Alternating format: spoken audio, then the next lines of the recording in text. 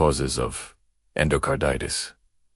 Reasons. Endocarditis is a serious and potentially life-threatening infection that affects the inner lining of the heart, known as the endocardium, and in many cases, the heart valves. In the United States, while it is considered a relatively uncommon condition, it can happen to anyone who has specific risk factors, underlying medical issues, or direct exposure to bacteria entering the bloodstream. The most common cause of endocarditis is the presence of bacteria that manage to enter the bloodstream and reach the heart. These bacteria can originate from the mouth, skin, gastrointestinal tract, urinary tract, and even invasive procedures. In the U.S., Staphylococcus aureus is among the most frequent culprits, especially in individuals who use intravenous drugs, have catheters, or undergo medical procedures. When these bacteria enter the bloodstream, they can attach to damaged heart valves or heart tissue, especially if the person has a history of heart problems, rheumatic heart disease, congenital heart defects, or artificial heart valves. The risk dramatically increases for people with prosthetic valves because even minor bloodstream infections can quickly colonize the artificial surfaces. Poor dental health also plays a major role in causing The mouth contains millions of bacteria, and gum disease, tooth infections, or even aggressive brushing or dental procedures can allow bacteria to enter the bloodstream. In the U.S., dentists often take preventive precautions with patients who have high-risk heart conditions by recommending antibiotics before certain dental procedures. Another cause is the presence of contaminated needles. Intravenous drug use remains a major contributor to endocarditis, especially right-sided endocarditis, involving the tricuspid valve. Shared needles or injection of non-sterile substances introduce high levels of bacteria directly into the bloodstream. This form of endocarditis has grown significantly over the past decade, linked to the opioid crisis affecting many parts of America. Medical devices can also lead to this condition. People with implanted pacemakers, defibrillators, or long-term lines such as PICC lines and dialysis catheters are at higher risk. Even routine hospital stays can occasionally introduce bacteria into the bloodstream if sterile procedures are not followed perfectly. Another contributing factor is the presence of chronic conditions that weaken the immune system. People with diabetes, HIV, chronic kidney disease, or those undergoing chemotherapy have a reduced ability to fight infections, making them more vulnerable. Similarly, older adults in the U.S. face higher risks due to age-related wear and tear on the heart valves. Symptoms of endocarditis. The symptoms of endocarditis can vary widely, and that's one of the reasons the condition can be hard to diagnose early. In the United States, many people delay seeking care because the symptoms resemble common illnesses like the flu, a simple fever, or fatigue from stress.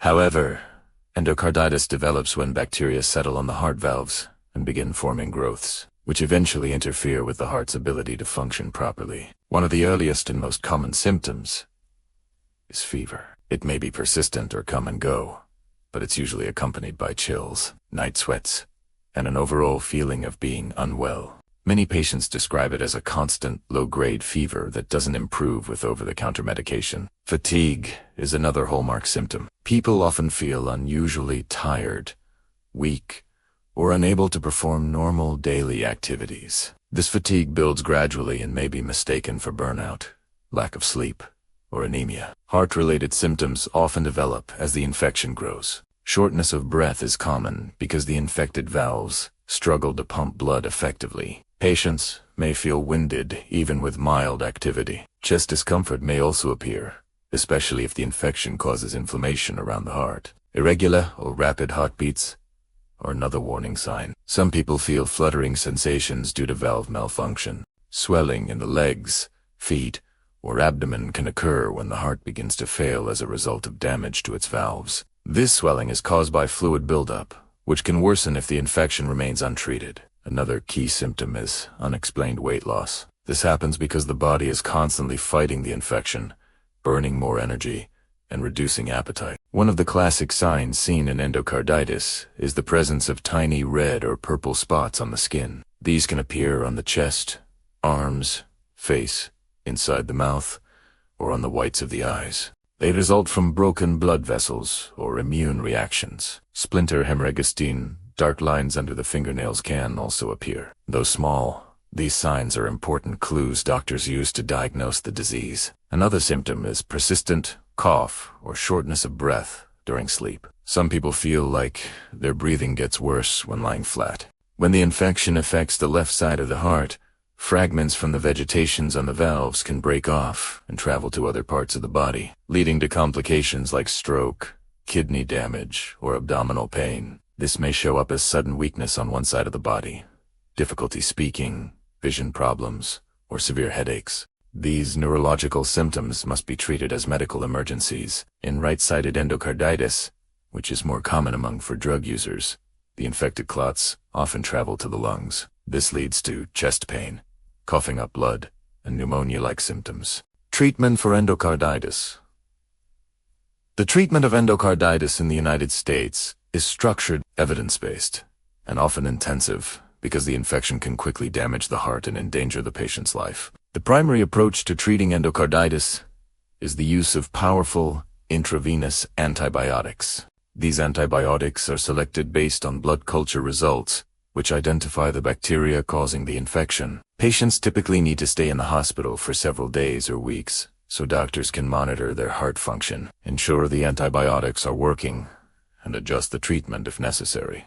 In the U.S., the standard antibiotic therapy usually lasts anywhere from 4 to 6 weeks, depending on the organism involved and whether the patient has natural or artificial heart valves. The antibiotics are given through an IV line, and in many cases, once the patient they may be allowed to continue treatment at home through a PICC line under strict medical supervision. For cases caused by drug-resistant bacteria, such as MRSA, stronger antibiotics like vancomycin or daptomycin are often used. These medications require careful monitoring to prevent kidney damage or other side effects. If the infection is fungal, antifungal therapy becomes necessary, which is far more complex and may require months of treatment. Fungal endocarditis often occurs in patients with weakened immune systems and is notoriously difficult to treat, sometimes requiring surgery. Surgical intervention is another important part of managing endocarditis. When the heart valves are severely damaged or the infection does not respond to antibiotics,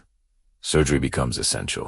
In the United States, valve repair or valve replacement is commonly performed in advanced cases. Surgery is recommended when vegetations are large enough to break off and cause strokes, when heart failure develops, or when prosthetic valves become infected. Modern surgical techniques, including minimally invasive procedures, offer better outcomes and faster recovery in many cases. In addition to antibiotics and surgery, supportive care is crucial. Patients often require management of heart failure symptoms, such as diuretics, to reduce swelling and improve breathing. Doctors also monitor kidney function, electrolytes, and overall blood health. Anticoagulation therapy is sometimes used cautiously, especially if the patient has prosthetic valves or a history of clotting issues. However, because endocarditis can lead to the formation of fragile infected clots, anticoagulants may increase the risk of bleeding, especially if the infection spreads to the brain. This decision is made on a case-by-case basis. For people who inject drugs,